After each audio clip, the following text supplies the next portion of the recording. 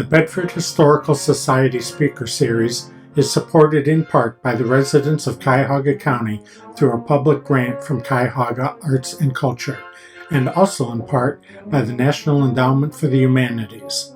Any views, findings, conclusions, or recommendations expressed in this program do not necessarily represent those of Ohio Humanities, National Endowment for Humanities, Cuyahoga Arts and Culture, or the Bedford Historical Society. And now we want to introduce Lucretia Garfield. Thank you.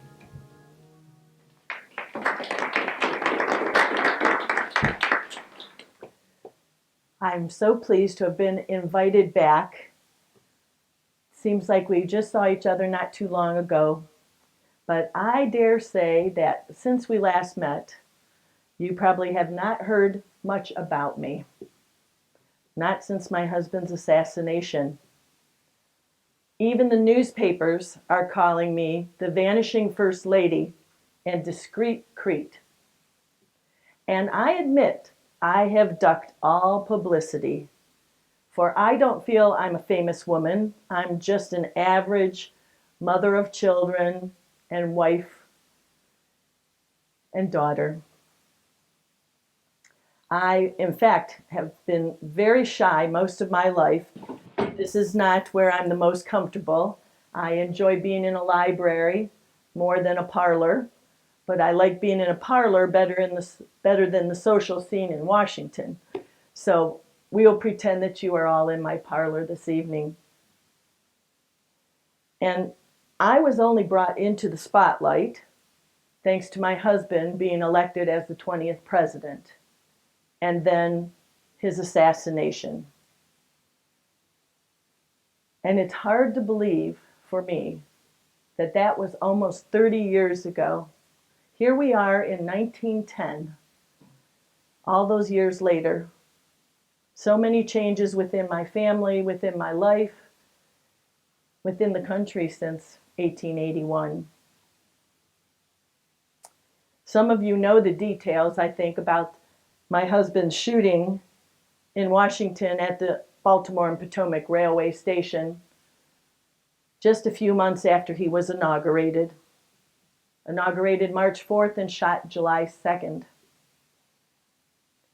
He was taken back to the White House, where he spent most of the summer of 1881, being cared for by many doctors and me and daughter Molly, who were by his bedside almost from the very minute that the shooting took place. Actually, Molly and I were at the seashore in New Jersey when I received the telegram that the president had been shot and that I was needed as quickly as possible in Washington to attend to him. And maybe it was a bad omen, but on the rail trip to the city, a tie rod broke on the train and we almost derailed and had to pause for a number of hours to get that fixed before Molly and I could continue on our journey to the White House. So maybe that was the first of many bad omens. But the president was taken care of at the White House. There were interesting inventions that came about because of his care. There was a type of air conditioning that the Naval Observatory created, where they had huge fans blowing over wet sheets, which took the temperature down in the president's bedroom by quite a bit. And we had Alexander Graham Bell with his transducer, a metal detector, where he came to examine the president at one point. Unfortunately, we had the president on metal bed springs at the time, and so the metal detector didn't work the way Mr. Bell thought it would. And I'm not sure what we would have done if it had found the bullet anyway. And despite all of the care, and even my squirrel stew that I specially made for the president, his favorite meal, by the way, the nation's patient lost his fight on September 19th at 10:35 in the evening. at 49 years old. The newspapers over the following couple of weeks wrote about it being the funeral of the century. We had a brief service in New Jersey where the president had been taken the last few weeks of September, hoping that that sea air would help him rally. Then he was in the Capitol Rotunda, lying in state for a couple of days. Then we brought him to Cleveland for the funeral services here. We did have him at Monument Square in the center of Cleveland, and thousands of people came from all over to pay their final respects. And there were so many flower arrangements ordered that the florists had to go out of state to get enough for these arrangements, to Pittsburgh and to Indianapolis and to Cincinnati and into Kentucky, to make up all the funeral arrangements that were necessary. And when it came time for the funeral procession from Monument Square to Lakeview Cemetery down Euclid Avenue, there were so many in that procession that the head of the group was at Lakeview Cemetery, but the tail of it was still at Monument Square, almost 5 miles away. There were veterans groups. The Cleveland Grays were part of that. Former students of my husband's, political affiliates of his. It was quite an outpouring of grief. And we put President Garfield into a temporary tomb, the Schofield Mausoleum, while we were going to work at where he was going to finally be laid to rest. After those services on September 26th of 1881, my family now had to begin a new routine. We needed to determine a way to go forward without the president as the head of our family. The children were only 9 to 19 years old when their papa died. And Molly, dear Molly, the daughter with 4 brothers, said that if it hadn't been for those 5 children, I probably wouldn't have had a reason to continue on. And she's probably right. But you know, my mother had taught me early on that you rise to the occasion, you assume your responsibilities, and you carry on. There was such an outpouring of grief. I received condolence letters from Queen Victoria in a lovely white tuberose wreath. And letters came from all around the country and around the world. And mementos and memorials were held. I brought a couple letters to share with you, just to show you that average folks sent things to our family. This one came from Chesterfield, England, from Tapton House. May a little English girl tell Mrs. Garfield how sorry she is to hear of the good president's death. I have read in the girl's own paper how good he was when he was a little boy, and how he grew up to be a good man, and always did his duty. We are all so sorry for you here in England, and our queen is very sorry for you too. I hope a wicked bad man won't shoot her. I send you my love, though I don't know you.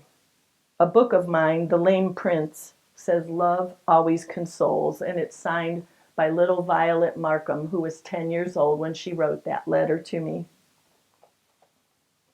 The second one I'll share. My dear madam, I sympathize very deeply with you and family in the loss of your noble, great, and good husband, General James Abram Garfield, but we have a great consolation in the belief that our loss is his eternal gain, for he was a good man and loved the meek and lowly Jesus. I prayed often while he was sick for his recovery, but the good Lord has taken him home, where we hope to meet him one day. With highest regards and best wishes for yourself, I am your obedient servant, A.P. Watts, an ex-Confederate soldier. Very touching to receive these condolences, and probably the most generous act of sympathy came from folks like you around the country who donated money to a subscription fund that was begun when my husband was shot. A friend of our family, Cyrus Field, started this subscription fund. He and several businessmen in the East put money in it to start, and then they opened it up to the American public. And by a month after my husband's death, the fund had raised over $360,000, a great deal of money in 1881. It was put in a trust fund in a bank in New York, and I've been receiving money from the interest on that account ever since. You know, there was no widow's pension yet provided by the federal government at the time that my husband died. You may remember Mary Lincoln working very, very hard at trying to get some pension. After all, her husband gave his life for his country, and she was trying to sell her gowns and other possessions. So finally, a year or so after my husband's death, Congress did appropriate $5,000 a year for any of the living widows of your presidents. So that included Mrs. Polk and Mrs. Lincoln and Mrs. Tyler and I. And so now we had the means to continue with our life, different though it was. That money gave me a cushion to continue on. And I knew that I had three important missions after the president's death. One was to raise my young family. As I mentioned, the children were 9 to 19 years old.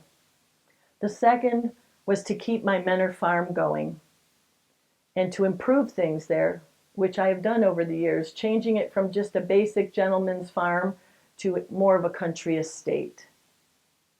And the third thing, and maybe most importantly, was to work at keeping my husband's legacy alive, for he had only been president for 6 months, and half of that was on his sickbed. So with some of that subscription fund money, I decided that I would build an addition onto the back of my farmhouse in Mentor, partly to hold my husband's presidential papers and his books, and his personal papers for that matter. Have any of you visited me out in Mentor at my farm? Have you seen the library that I built? Several of you have been there. Well, I decided that I would make this addition to the farmhouse at the rear so that the front of the house looked just like my husband remembered it, and any of the changes would be at the back of the house. And it took a little while to deconstruct and construct this memorial library. So ladies, I think you would agree with me, I decided to move into Cleveland while all of this construction was going on. We were tearing out the back wall of the house, removing the kitchen, building several floors of rooms. And so I purchased a home on Prospect Avenue, not too far from 30th Street, between 30th and 40th. And I would go back and forth from Cleveland to the Mentor farm to superintend the progress of this addition. Living in Cleveland gave me a bit of comfort and security too at that time, because even though I received these wonderful sympathy letters, I also received some very strange ones as well. Some older gentleman sent me a proposal to marry Molly. She was 16 at the time, because he knew she would inherit this money from this fund. I also received letters from people who said their husbands were out of work. Could I give them some of the money? I didn't need all that money, and they hadn't had a vacation in 5 years. So living in Cleveland gave me a little bit of comfort and security, and I could go back and forth to the Mentor Farm as we worked on this memorial library. Well, we've completed it in 1886. And if you have visited, you know that the room is a very different type of library from one of its day. Most of the libraries at that point were very masculine, with walnut or mahogany, dark woodwork. But I chose the golden oak, the white oak color for that library, with big panes of windows to let a lot of light in. And I wanted a warm ambiance because I feel that my home is a better monument to anything made out of stone that could be made to my husband. And I wanted that library to be worthy of him. And it became a family project because the two oldest boys arranged their father's books around the bookcases that are the perimeter of the room. We chose pictures and photographs of people my husband knew and admired to put on the walls. And when we finished it in 1886, some of the newspapers said, this was the first presidential library in the country. I wasn't aware before this that presidential papers didn't always stay with the president's home. Some of them, like John Adams, donated theirs to Boston University or to a historical society, or burned them, like the Washingtons. They burned their papers because they wanted their life kept private. But my husband was a bit of a pack rat, I have to admit. He saved everything throughout his career. He had many personal letters as well. He and I shared over 1,200 letters, just the two of us. That's one correspondent. But also he had saved photographs, telegrams, newspaper clippings, receipts for items we bought for our Manor Farm, congratulatory telegrams, all of his correspondence, copies of his speeches, the diary he started when he was 16. So my idea was to create a fireproof space that would house these papers. And I built a vault at the back of the library that's made out of concrete and steel that I lock up every evening with these double steel doors that look like a giant safe, protecting the things in there from fire and theft. I have plans to write a biography about my husband using those papers, but we'll see how much time I have, because you'll hear why in just a moment. My life has been quiet, yet very busy. You may not have heard much about me, but I have been raising my children, who now by 1910 are all married with homes and families of their own. You see, I finished that library, it seems, just in time for a double wedding in our family. Daughter Molly and my oldest son Hal got married on the same day, June 14th of 1888, in that new, beautiful library. We had flowers throughout the house and ferns, and we had a reception downstairs with 2 wedding cakes, since it was a double wedding. Very touching ceremony. And I asked all the guests, we had about 100 for the wedding and about 30 or so stayed for the reception. I asked them not to talk to the reporters on their return trip home by train, because, you know, my children needed their private day. Their father was famous, but they needed their special wedding all to themselves. But do you know that the next morning, the Cleveland Herald had all the details of the wedding? Molly's attendants wore pink. The other bride's attendants wore yellow. They had the whole list of what we served for the wedding meal. It spoke about a string quartet playing the wedding march from Lohengrin as the brides walked into the memorial library. Every detail you could imagine was in that newspaper. But I somehow blame the reporters. I think they were dogged about getting that information from our guests on that rail trip home. So, 2 children married by 1888. In 1890, son James, second son, married Helen Newell in Chicago. on December 30th. It was a Christmas time wedding with even their marriage certificate outlined in red and green holly. There were red and white roses bedecking the area where the ceremony took place. And Helen's family, their home was just lovely in Chicago. It was quite the social occasion in that town that year. 1897 was young Abram's wedding. He married in the fall that year out in Bracknell at the Williams house because he married Sarah Williams, as in Sherwin Williams. And so Sarah had a lovely autumn wedding outdoors with tents out at their home in Bracknell. So you see, by the turn of the century, 4 of the 5 children were married, with the lone holdout being third son Irvin. He was a bachelor up until just a few years ago. You know, when he was a young boy, he always seemed to march to the beat of his own drummer. And he still has done so, because the 2 older boys, well, actually all 4 boys went to Williams College, just like their papa. The 2 oldest boys ended up at Columbia Law School and started a law firm together. But Irv decided that he would go to Harvard Law School instead of Columbia. And Abe went to MIT for architecture. So you can see that Irv had a mind of his own. In 1906, he married Susan Emmons in Boston at her father's home. It again was a social occasion. I think all of the boys in our family for sure married up a step or 2. Now Molly, let's talk about Molly just a moment.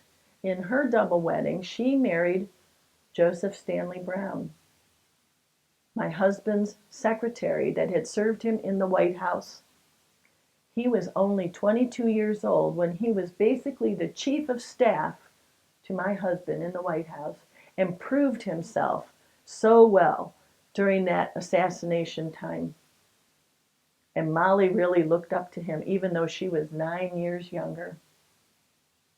When she was 15, almost 16, she wrote in her diary, "I believe I'm in love."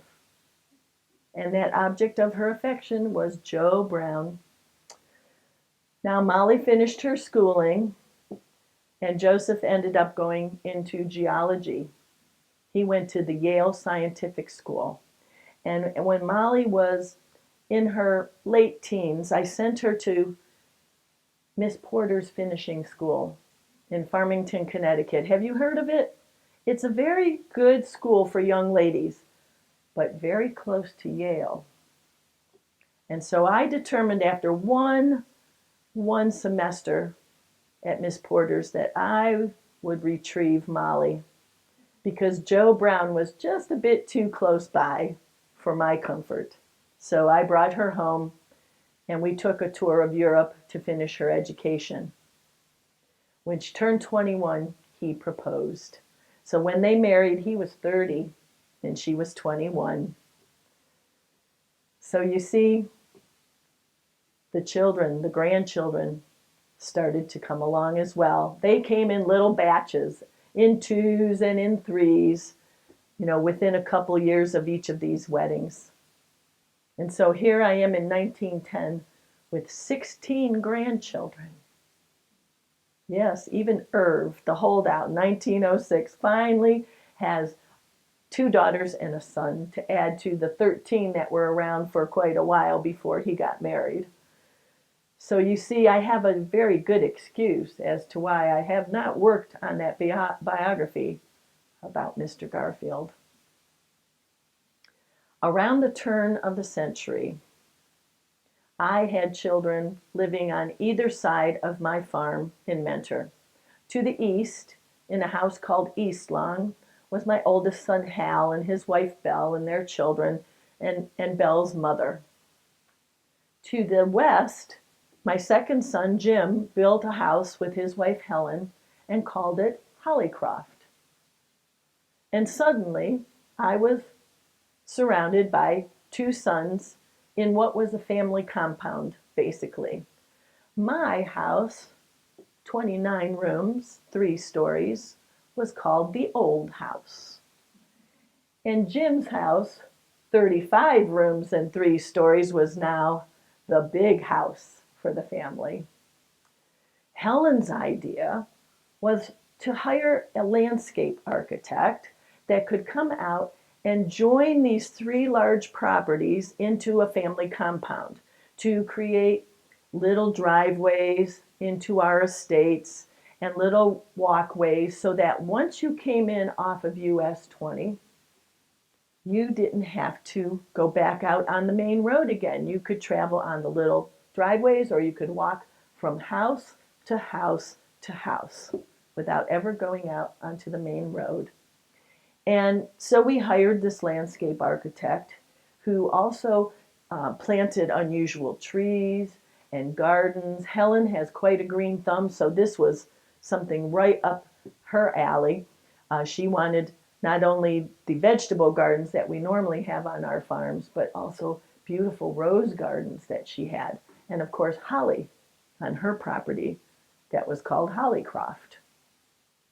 So we have a wonderful compound of these 3 family homes, and we even added Helen's brother's property to the west. He lives in a grand house with a very large pond and a gatehouse. That's his summer home. His name is John Newell. He works for the railway. And so we include his house as part of our compound too. Helen's brother, just to the west of her house. Oh, I keep very busy visiting all these grandchildren because some of them are in Massachusetts, some are in the Cleveland area. Molly and Joseph have been moving around. They even traveled to Alaska at one point. I didn't visit them there, but they did have a house out in Pasadena, California, and they built a house on Long Island. So I make the rounds, visiting each of these grandchildren. And then they all come to Lawnfield, my mentor farm, in the summer and at Christmas time. And the house is full of people making new memories so that we don't have just that assassination in our family's history. Molly and I started a ladies' literary society in 1898, a few years back. We patterned it after the literary society that James and I, my husband and I, were involved with in Washington. And we made it a small group so that we could take turns hosting it in our parlors. And each year we have had a topic, like the American Revolution or the Civil War. One year we did that. I'm trying to think of some of the other topics. We didn't just meet and have tea. We had a topic for the year, and each of us took turns writing a thesis, if you will, and presenting it to the group when we met on a monthly basis.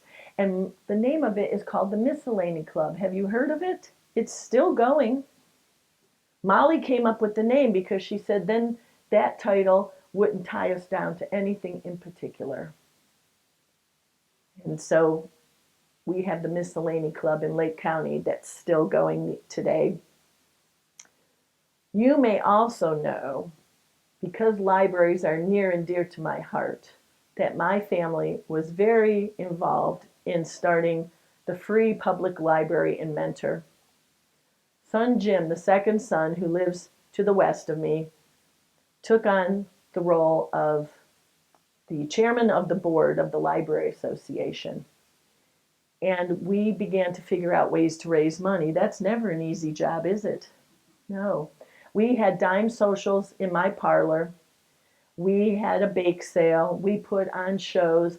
Son-in-law Joe, who traveled to Alaska, brought back lantern slides and showed those for a presentation. We had musical entertainments.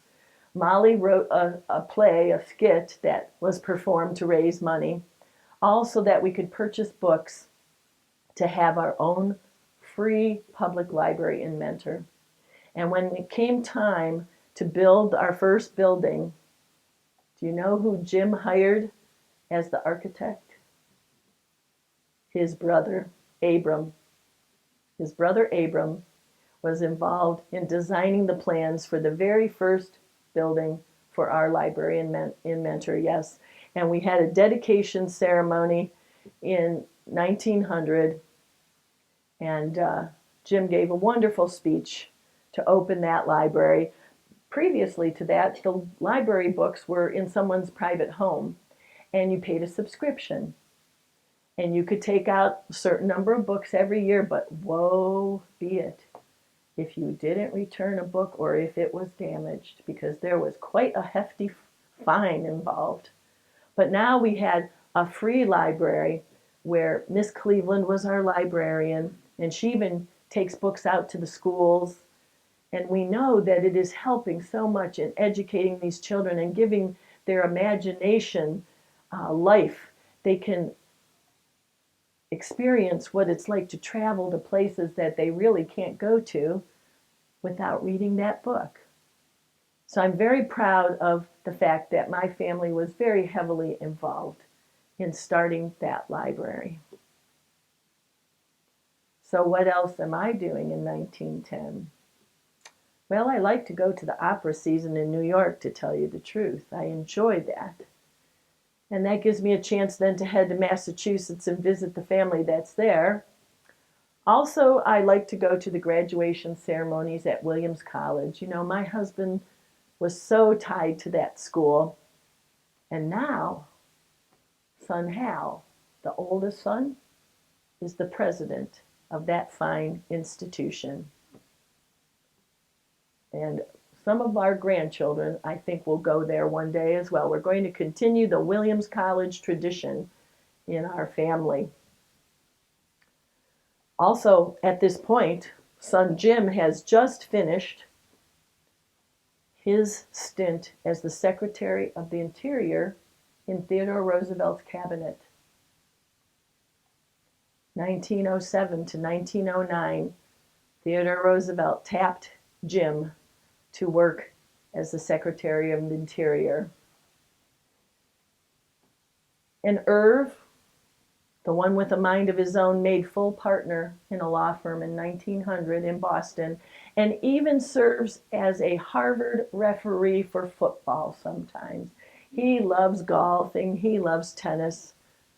He played football himself when he was at Harvard, so now he's a referee. And this time of the year, in November, not only am I celebrating my anniversary, which fine gentleman remembered when I walked in today. My anniversary is November 11th. Quite a long time ago now, 1858. Besides that, this is also the time of the year I start thinking about heading west. I became a snowbird. When the weather starts to turn here in Northeast Ohio, I have happily left the blizzards and the ice storms behind and have gone by train to Atchison, Topeka, and Santa Fe, from Chicago out to California, where I'm surrounded by palm trees and orange groves. Several of the ladies from here go with me. Maybe some of you do that yourselves. Some of them even take their drivers and their automobiles with them. And it is a lovely way to spend the winter season, I have to tell you. You know, roses are growing. There's an ostrich farm nearby, which is quite the tourist trap, I should say. You could ride an ostrich and race another member of your family if you're so interested. And then when spring starts to come back to Northeast Ohio, you'll find me on the train in the reverse direction. I went out there originally because Molly and her family were out there.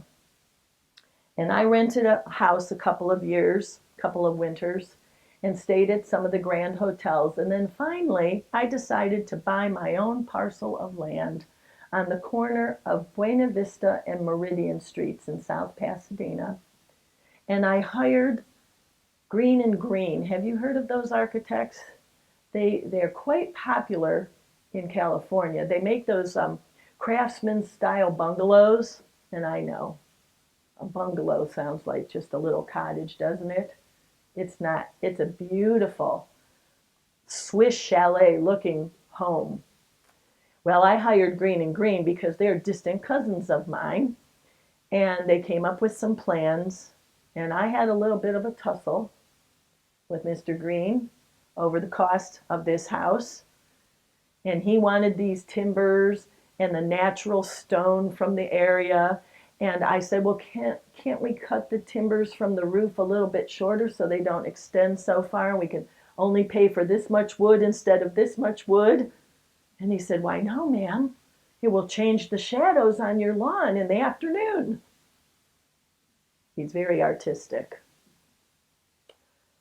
So I let him have his timbers, but I traded for having the kitchen put in the basement. It saved some money to have it in the lowest level, and I won a couple of other small battles with him as well. Still, the house is lovely. Stained glass windows, a huge front door, natural stonework fireplace and chimney. The Arroyo stones, I don't know if you know about Pasadena, but they're quite lovely. And so I'm getting ready to head west in the next few weeks. We have been fortunate, have we not? The weather has been like a second summer. So I've postponed the travel just a bit, but I know it's coming. I know that winter is coming. And I have to say that the warm weather has certainly been good for all of my ills and my old bones. I have not minded growing old. But when old age fastens her grip upon you, that's another thing that altogether.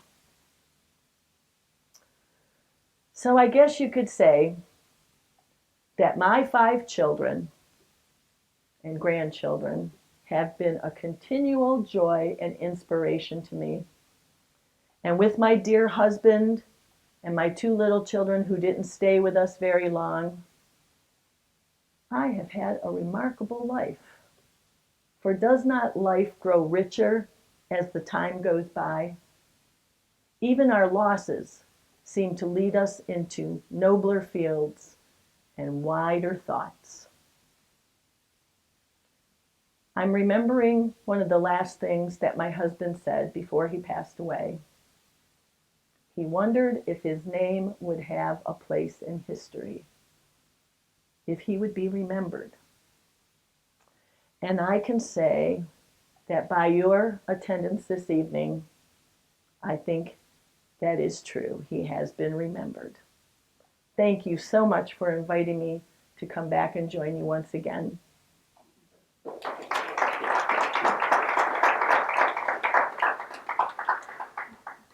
I believe we have time for questions. Yes, sir. It's interesting that the snowbirds would head out to California, whereas now in today's time they head south. And some of them did. And I tried Florida once myself. The humidity was a bit much for me there. And so then I tried Pasadena, just a little bit drier. And like I say, other ladies from Northeast Ohio, right from Mentor, took the train with me from Mentor to Chicago. So I had company also. I wasn't just the only one, which helped me choose going west a little bit more than south. But there were some that went south first. Florida and Georgia, right on the border of Florida and Georgia. Mm-hmm. Yes, sir. Follow up? You talked about going between Mentor and Cleveland. Mm-hmm. What was the way your mode of transportation there? That all depends on what year you're talking about. Early on. Early on was walking, and then horseback riding or a carriage, actually more like a wagon. And you know, growing up, I was born in Garrettsville in Portage County, so I really didn't get too far away from Garrettsville to Cleveland until I went to high school in Chester Township, which was 30 miles west from my home. And my father put me in a wagon with my belongings and my good friend Lizzie Atwood, and we went west to Chester Township for high school. And eventually, after I had my college education, I worked in Cleveland at the Brownell School. But by then, there were trains, and the canal helped also in some ways for you to get places. But trains were the big change in our lives. Even though there's many different routes and different gauged railways, and you sometimes have to switch trains to go to California. I go from Cleveland to Chicago, and then that goes directly. There's no direct route right this year from Cleveland. And then there's automobiles. I'm a little hesitant about those horseless carriages. I've heard about ladies whose arms were broken, trying to start those engines. So I know that some of the ladies I travel with, that's why they have a driver that drives their automobile. So now I would go by automobile or by train. And the interurban came down US 20 down Menor Avenue about 1898, and stop 55 is right in front of my Menor farm. And that is an excellent way to go from Menor to Cleveland and out to Ashtabula and Erie and east and west destinations. So it just depends on what year you're talking about. I think I've been about on everything. The only thing I have not tried, an airplane. My brother Joe, who's 10 years younger than I, he insists before he dies that he is going to go up in an airplane and fly over Lake County and look down at the Menor farm. And I believe he'll do it. He's the adventurous one, but my feet are firmly planted on the ground. Yes, sir. The rest of you don't have to be shy. You talk about going to school back then. I mean, a lot of people pretty much just went and worked on a farm, or yes, sir. They didn't go to school. What did the women go to school for? Well, we were fortunate in my family, the Rudolph family, that my parents believed in education, not only for my two brothers, John and Joe, but for my youngest sister, Nellie, and for me as well. And so we did the local one-room schoolhouses. And then when it came time for more advanced education, that's when my father packed me up in the wagon and took me out to Chester to a high school. It was called the Geauga Seminary. And boys and girls went there, and we took more advanced classes than we had in the one-room schoolhouses. The girls boarded on the third floor of the school, and the boys had to find housing in the Chester area with some of the neighbors. And that was the first place I crossed paths with James Garfield. And we were merely classmates, but we were taking the same things. Arithmetic, we were translating Greek and Latin, we were reading important pieces of literature, we were in debate societies, we took singing classes, handwriting, if there was enough interest in it. Spencerian handwriting was quite popular for some of us. Artistic things. We started every day in the chapel, and we were taking the same things that the boys were. And then when it came time to go beyond high school, I was extremely fortunate because my father was one of the founders of what became Hiram College. In 1850, he and 4 other men started the Western Reserve Eclectic Institute on the Hiram Hill. And it was coeducational and non-denominational, even though it was started by the Disciples of Christ Church. And so I was in the very first fall term that was offered there in 1850 when the school opened. And the following year, who comes to that school and crosses path with me again but James Garfield from Orange Township. He and a couple of his cousins and some good friends were enrolled in the following year. So I was just fortunate that my family really believed in education. Once I finished at Hiram, then I taught school. So the girls were learning to be secretaries of sorts and to be teachers mostly, but that all ended when you married. Then you were a housewife and mother. But it sure was nice to earn your own money for a while and go to the theater in downtown Cleveland. Yes, ma'am. I know it says on here you never remarried, but did you ever have any suitors? Did you ever come close to remarrying? I've never come close to being married. You notice I have Mr. Garfield at my throat. I always dress in black when I go in public, so I have been trying to preserve his memory and my love of him. Now, there is a gentleman who lives on Buena Vista who comes several times a week and will have tea with me at my home when I'm in California. But we are just friends. And my family keeps me busy, and I have lots of wonderful friends. Mr. Garfield's cousin, Dr. Silas Boynton, and his wife Anna come out to California and spend part of the winter with me there as well. So I'm not alone out there. And my brother Joe and his wife Lede come out as well. So sometimes we have 12 around the Christmas table, but no particular gentleman. I'm quite busy with grandchildren and children. Yes, ma'am. You might not know the answer to this, but is your Pasadena home bungalow still standing? Well, if I could switch gears to someone who is of the current time, let Carla and Tim Garfield tell you. It's still there. It's a beautiful home, large property. I just wondered, is the kitchen still in the basement? It's not.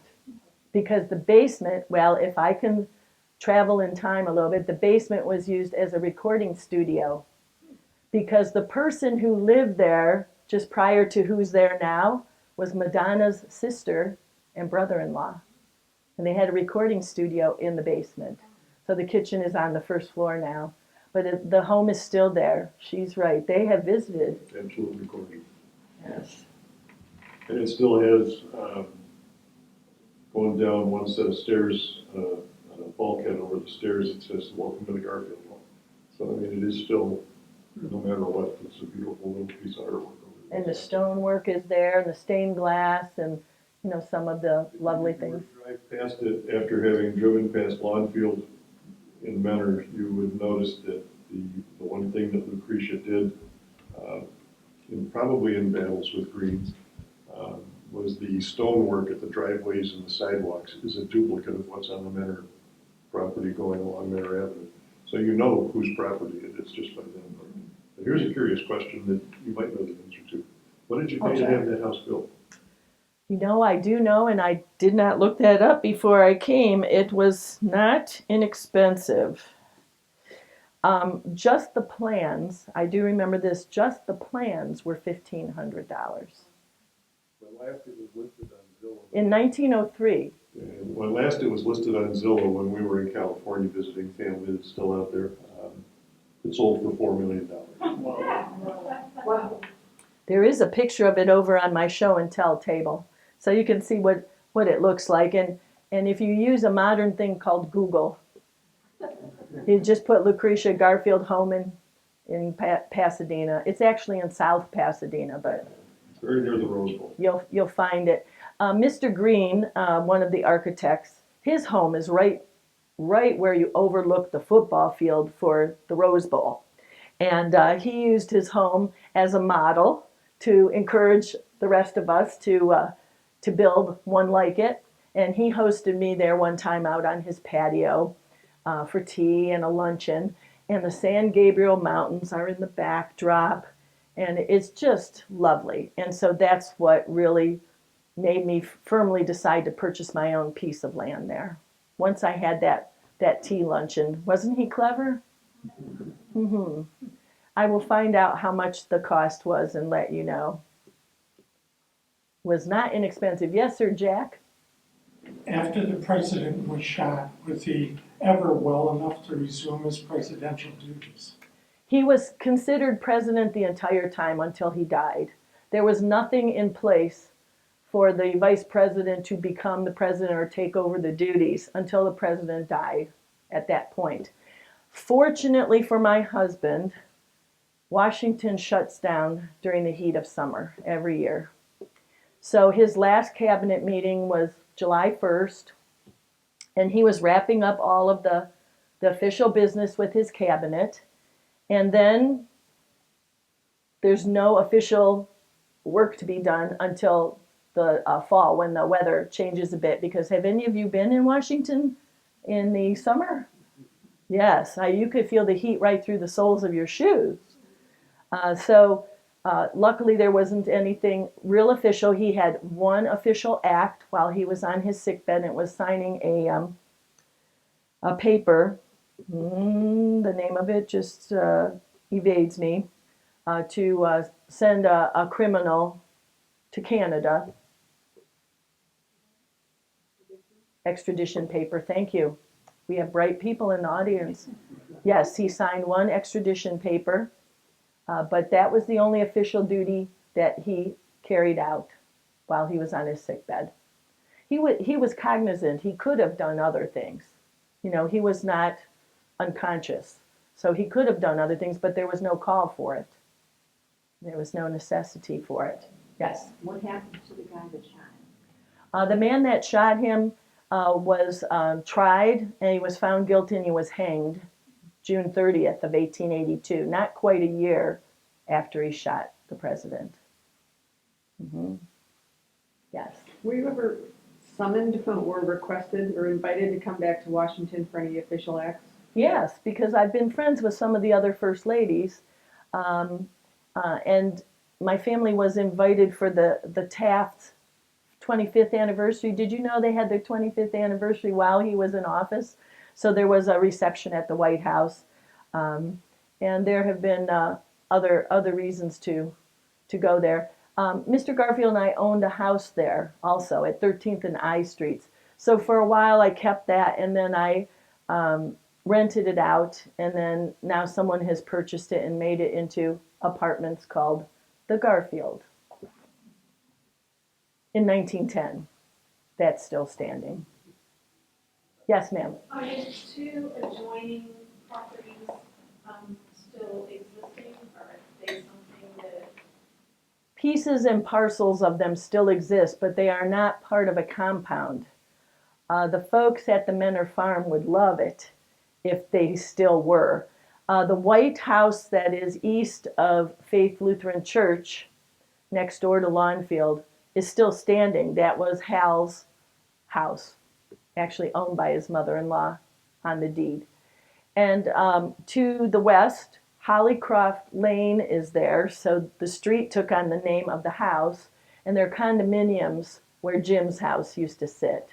It was there until the 1960s and burned in a fire. Again, I'm traveling in time a little bit. I hope you'll bear with me, because I really don't remember anything in particular past 1918. Yes, sir. What was the motive of the assassin? Well, we don't want to give him too much time, but he wanted a job in my husband's administration, of which he was not the least bit qualified. He's one of these small people who's delusional, who thinks that they are more important than they really are. And he actually was for former President Grant becoming president for a third term. Do you know that in 1880, there were three people vying for the Republican candidacy: Ulysses S. Grant, James Blaine, and John Sherman from Ohio. And after many ballots, none of them had the majority of the votes of the men that were voting there at the convention. And so my husband's name gets thrown into the 4A, and on the 36th ballot, he becomes the nominee. So good friend of Grant, Mr. Guiteau, probably never really met him. He wanted Grant to be president. He had written a speech with Grant's name in it. And when my husband became the nominee, he just crossed Grant's name out, and he stood on a street corner in New York and gave a speech, and he mentioned Garfield wherever the word Grant was. So when my husband won the election, he figured he was deserving of a job in President Garfield's administration, because if you worked on a candidate's campaign and they won, then many times, through the patronage system, the spoil system, if you will, you got a job, whether you were qualified or not. So Guiteau started showing up in Washington. He thought he could work in the diplomatic service and get a job by going to Venice or Paris and living in some fancy mansion, but he wasn't the least bit qualified. So finally the Secretary of State told him, don't ever come back here again. You are not getting the job. And Guiteau went back to his boarding house, supposedly, and God spoke to him and told him he was going to be the instrument of the removal of the president. And that by getting rid of James Garfield, Chester Arthur, the vice president, would become president. Chester Arthur was more affiliated with Grant. And Guiteau thought the country and the presidency would be better off with Chester Arthur as president. So delusional, yes, but he was very methodical in his plans. He purchased a pistol. He never had owned a gun before, and he paid extra for a fancy grip because he thought it would look better in a museum one day. He visited the jail in Washington that he thought he would be taken to after he shot the president to see what the accommodations were like. And he went out target practicing along the Potomac, shooting at trees and leaves and such, and people saw him. And so even though he pled insanity, these methodical preparations showed that he knew right from wrong. He wanted to kill the president. He did not want to just hurt the president. He wanted to remove him. Did you think Chester was going to pardon him or something? Yes. Yes, he did think that. And even his sister, Charles Guiteau's sister, Mrs. Scoville, and her little daughter came to Ohio to try to meet with me, to ask me to pardon him. I refused to let the woman in my home. And Chester Arthur did not pardon him, as you know from hearing about the hanging. Anything on a brighter note? Yes, ma'am. What's the pin on your lapel? Oh, yes, I have my Red Cross pin on.